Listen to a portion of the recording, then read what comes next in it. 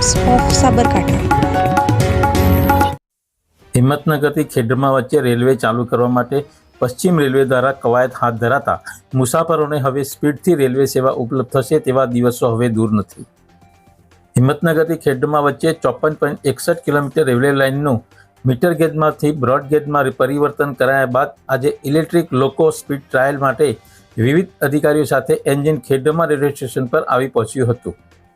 આ પહેલા જાન્યુઆરી માસમાં પણ PCEE દ્વારા લાઇનના નિરીક્ષણ અને પ્રથમ સ્પીડ ટ્રાયલ હાથ ધર્યા બાદ 2 મહિના પછી ફરીથી ઇલેક્ટ્રિક લોકો સાથે તેની ક્ષમતા ચકાસવામાં આવી હતી। બિનસત્તાવાર માહિતી મુજબ અસારવાથી ખેડબ્રહ્મા વચ્ચે ઇલેક્ટ્રિક રેલવેની સેવા 31 માર્ચ સુધીમાં શરૂ થવાની તૈયારીઓ ચાલી રહી છે।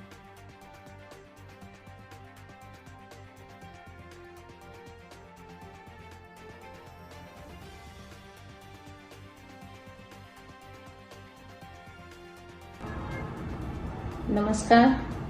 સમગ્ર દેશમાં જ્યારે આદરણીય વડાપ્રધાન શ્રી નરેન્દ્રભાઈ મોદીજીના નેતૃત્વમાં રેલવેની સુવિધાઓ મળી રહી છે, ત્યારે મેં પણ માન્ય મંત્રી શ્રી રેલમંત્રીજી અશ્વિની વૈષ્ણવજીને મળીને સાબરકાંઠા અને અરવલ્લી માટેની પણ કેટલીક જરૂરી રજૂઆતો કરી હતી, જેમાં ખેડબ્રહ્માથી હિંમતનગરથી જે ખેડબ્રહ્મા રેલવે લાઇન છે એનું કામ પૂરું થયું છે, તો ઝડપથી રેલવે શરૂ થાય એના માટેની માગણી કરી હતી લઈ શકે।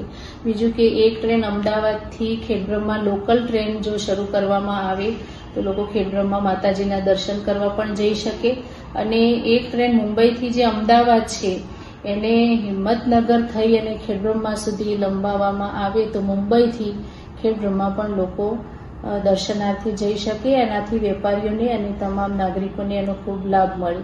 તો આના માટે માન્ય મંત્રીશ્રીએ પોઝિટિવ જવાબ આપ્યો છે, તેમના માટે હું એમનો સાબરકાંઠા અને અરવલ્લીની જનતા વતીથી ખૂબ ખૂબ આભાર માનું છું।